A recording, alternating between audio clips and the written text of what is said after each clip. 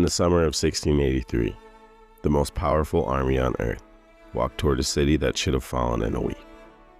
That city was Vienna. The army belonged to the Ottoman Empire, commanded in person by Grand Vizier Kara Mustafa Pasha. Inside the city stood fewer than 15,000 defenders under Count Ernst Rüdiger von Starhemberg, facing an army that may have exceeded 150,000 when you count soldiers, engineers, miners, artillery, camp followers, and the rolling civilization of an imperial siege train. This is not a story about battle. This is a story about waiting to die. Vienna, July 13th, 1683. The first thing the defenders saw was not soldiers. It was dust. A massive wall of dust rising from the Hungarian plain like a coming sandstorm. Then, glints of light, thousands of them, sun-hitting spears, muskets, polished helmets, and kettle drums. From the cathedral tower of St. Stephen's Cathedral, lookouts watched the horizon disappear behind an advancing nation. Inside the walls, nobody cheered, and nobody panicked. They had been expecting this for months.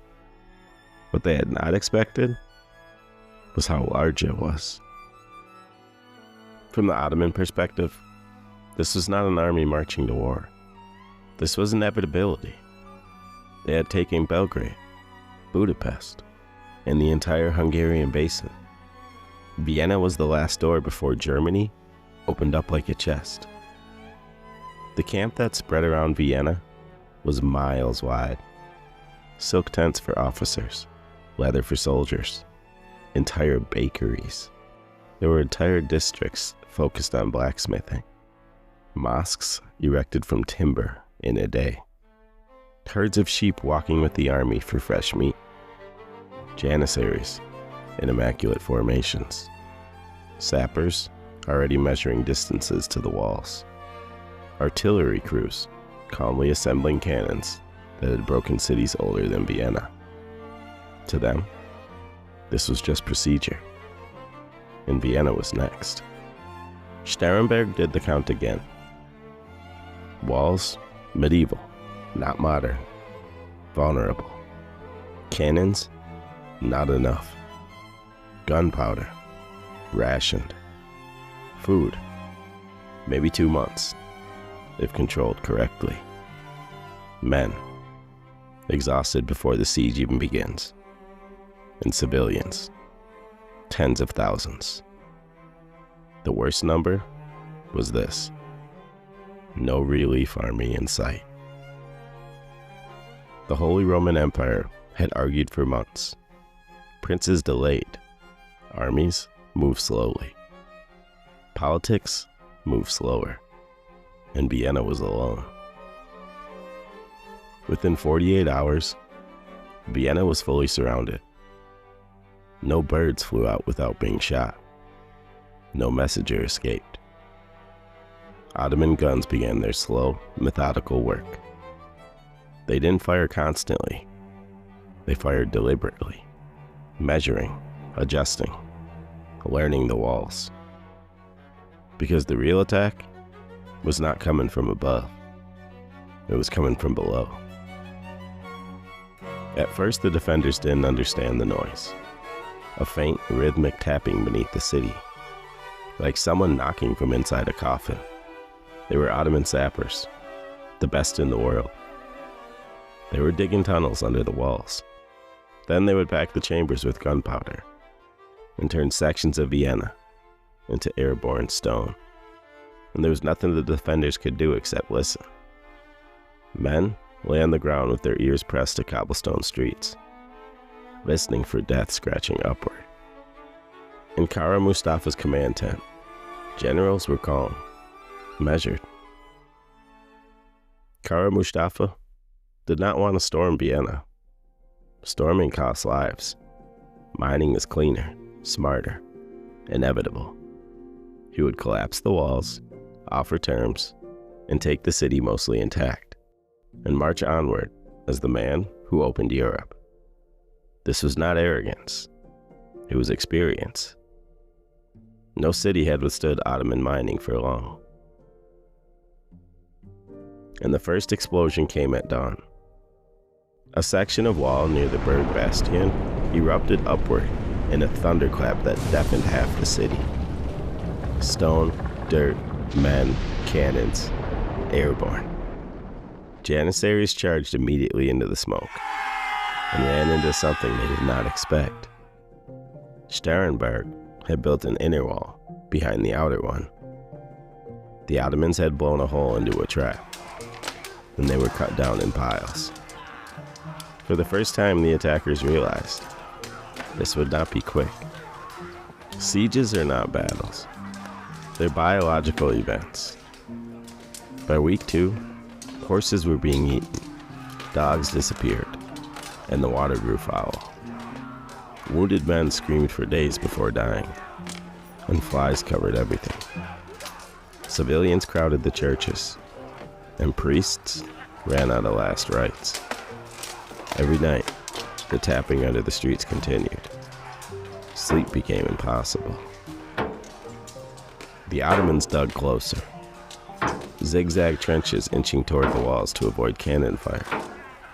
They lived in dirt now, mud, heat, dysentery.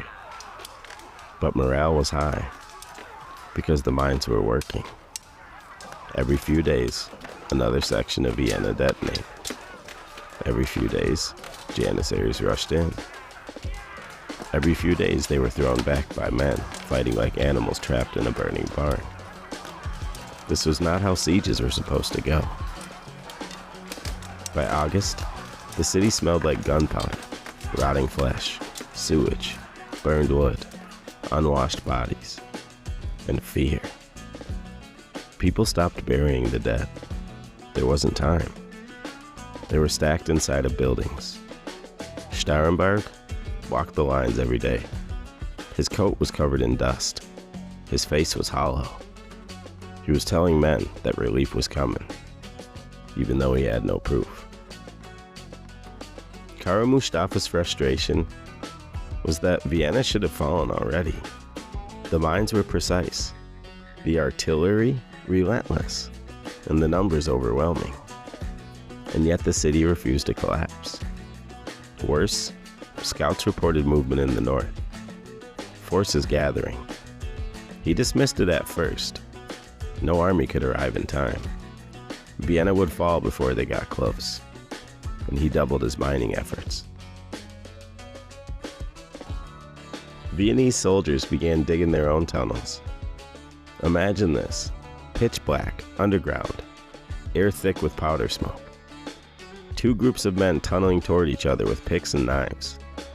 They would break through into Ottoman tunnels and fight in spaces so small they couldn't swing swords.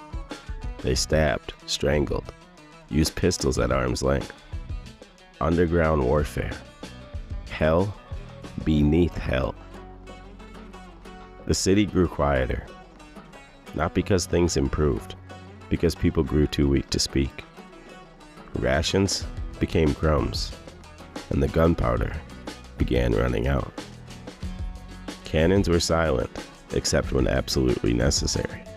Every explosion now felt final, like the next breach would be the one. In the Ottoman camp, whispers began. Why is Vienna still standing?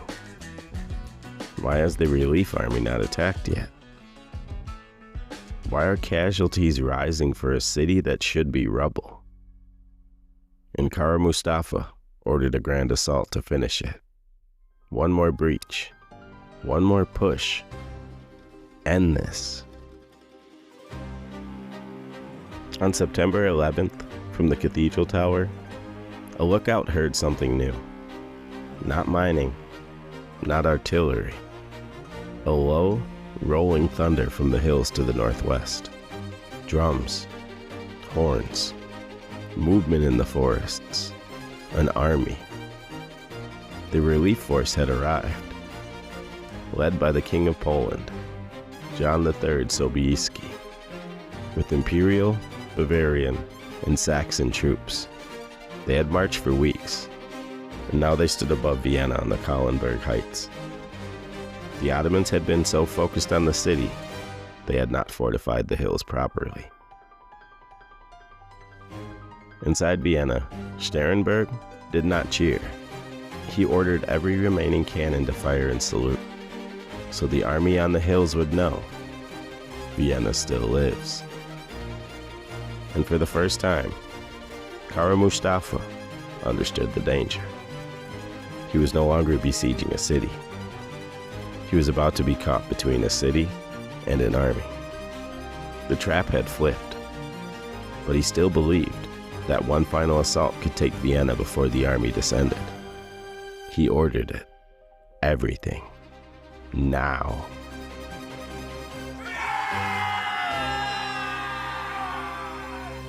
Inside Vienna, men who had not slept in weeks loaded muskets with shaking hands.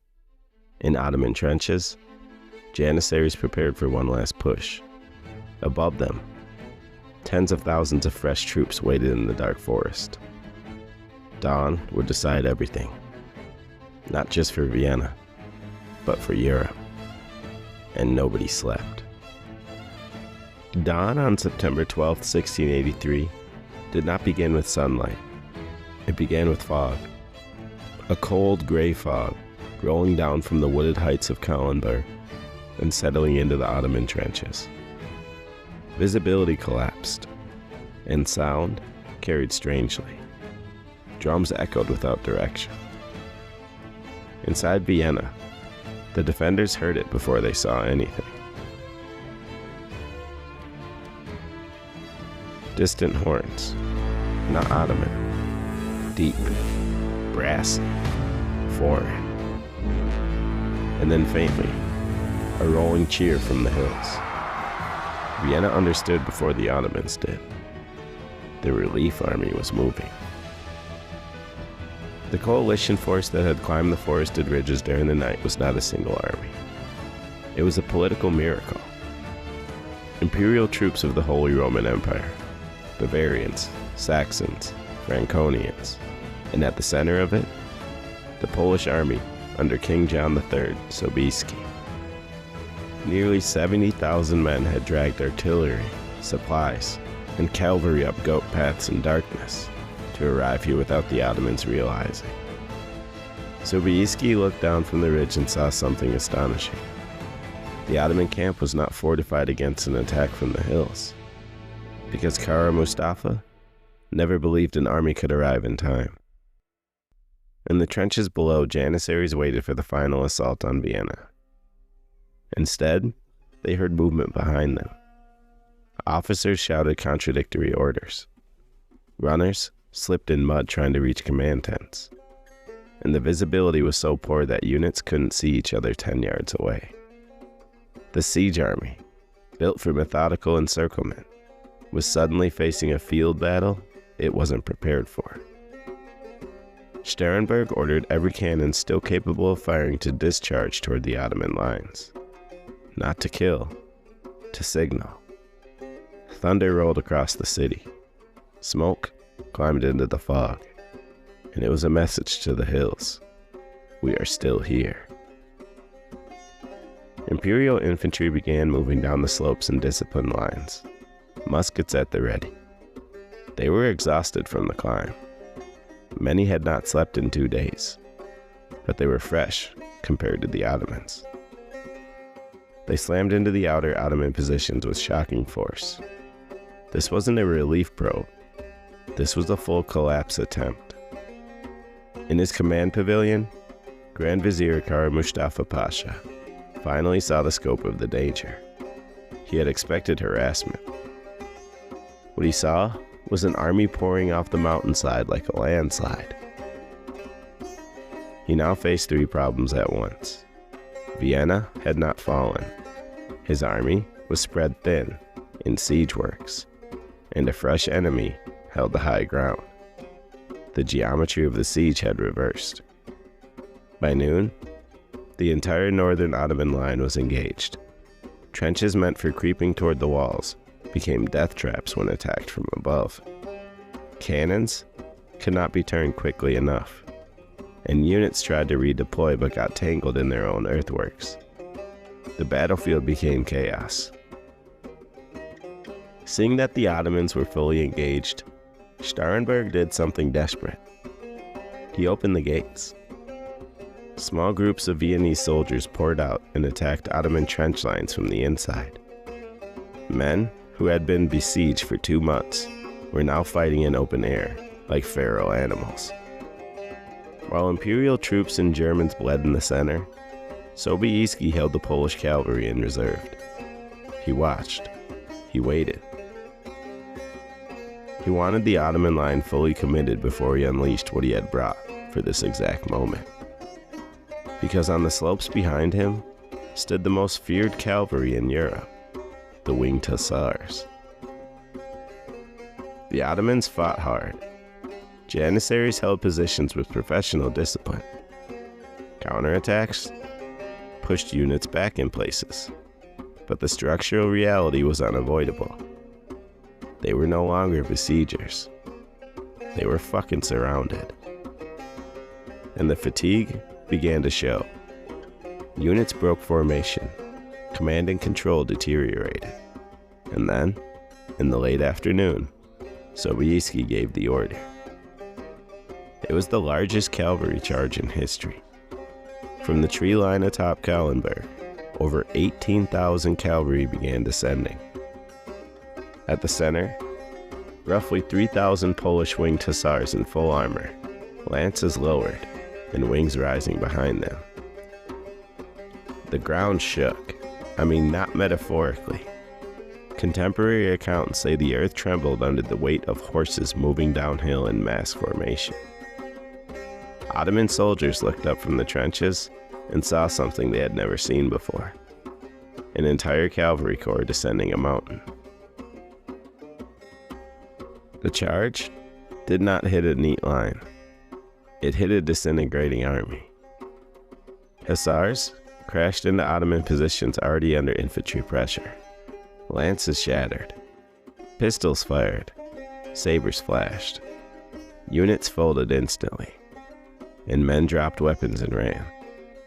Others were trampled where they stood. The Grand Vizier attempted to rally reserves for a counterattack, but the psychology of the field had shifted. The myth of Ottoman invincibility and inevitability had shattered in real time. Soldiers who had expected to walk into Vienna were now dying in the field. As evening approached, the Ottoman army dissolved. Tents were abandoned, artillery was left in place, and supply trains were burning. The largest siege army in the world was now a fleeing mass heading southeast. Vienna did not fall. The Ottoman army broke. And inside Vienna, it was pure disbelief. The gates opened fully. Starhemberg and his men walked into Ottoman trenches that had been their nightmare for 2 months. There was food everywhere, cannons, tools, gunpowder, and silence. The enemy was gone. And the next day, King John III Sobieski rode into Vienna. The citizens wept openly, and he famously wrote to the Pope, "I came, I saw, God conquered." On the morning of September 13th, 1683, the battlefield outside Vienna was quiet in a way that felt unnatural. No cannon fire, no mining, no drums. Just smoke hanging over abandoned trenches and thousands of bodies. The siege was over, but the story was just beginning. Because what happened outside of Vienna did not end the battle. It reversed an empire. The coalition soldiers walking through the Ottoman camp could not believe what they were seeing. This was not a routed medieval army. This was an imperial capital on wheels, abandoned mid-sentence. Silk tents still standing, ledgers, maps, personal items, cannons worth fortunes left in the mud, livestock wandering freely, and warehouses of food. Vienna could only have dreamed of weeks earlier. The army of the Ottoman Empire had left in such a haste that it looked less like a retreat and more like an evaporation. Count Ernst Rüdiger von Starhemberg did not celebrate. He walked hospitals first, then mass graves, then storehouses to get bread into hands that had not held real food in weeks. The defenders had won, but they looked like survivors after a plague. Because this is what sieges do. They don't leave heroes, they leave ghosts. And King John III Sobieski wrote to Pope Innocent XI, "I came, I saw, God conquered." Europe would remember that line, because Europe understood something immediately that the Ottomans did not yet grasp. This was not a failed siege. This was a strategic turning point. Grand Vizier Kara Mustafa Pasha rode south with what remained of the army. He knew exactly what awaited him when he ran into Sultan Mehmed IV. Ottoman tradition did not tolerate catastrophic failure, especially not after personal command of the largest army the empire had fielded in Europe. He was executed by silk cord before the year ended, not for losing a battle, for losing momentum. The Ottomans had taken major cities before: Constantinople in 1453, Belgrade, Budapest. But Vienna was different for one reason. It was the doorway into the German states, and the heart of the Holy Roman Empire. Had Vienna fallen, the Ottomans would have had a forward base into Bavaria, Saxony, and beyond. Instead, Vienna became the place where the door slammed shut, permanently. For 250 years, the Ottoman military had carried an aura of inevitability in Europe. City after city had fallen to their siegecraft, artillery, logistics, and discipline. Vienna was the first time that inevitability visibly shattered in front of the entire continent. European powers saw something new. The Ottomans could be beaten in the field. Not harassed, not stalled, but beaten. Within months, the coalition that had saved Vienna didn't disband. It advanced. And this becomes the Great Turkish War. Over the next 16 years, the Habsburgs and their allies would push the Ottomans out of Hungary entirely. The empire that had been expanding steadily into Europe for centuries was now retreating. And it never truly reversed that trend again. Vienna transformed from a frontier city into a symbol, a line in the sand, a story retold in churches, courts, and taverns across Europe. They reached the gates, and then we held. That myth would echo for centuries, shaping how Europe saw itself in relation to the Ottoman world. They did not know that they had changed history. They only knew. They had almost starved. They had listened to men digging their graves from below. They had watched walls explode. And somehow, they were still alive. History is often written by people who never smelled the battlefield. Vienna's story was written by men who had. The image that survived in memory more than any other was the descent from Kahlenberg. Winged hussars riding downhill into an army that had never imagined such a thing possible.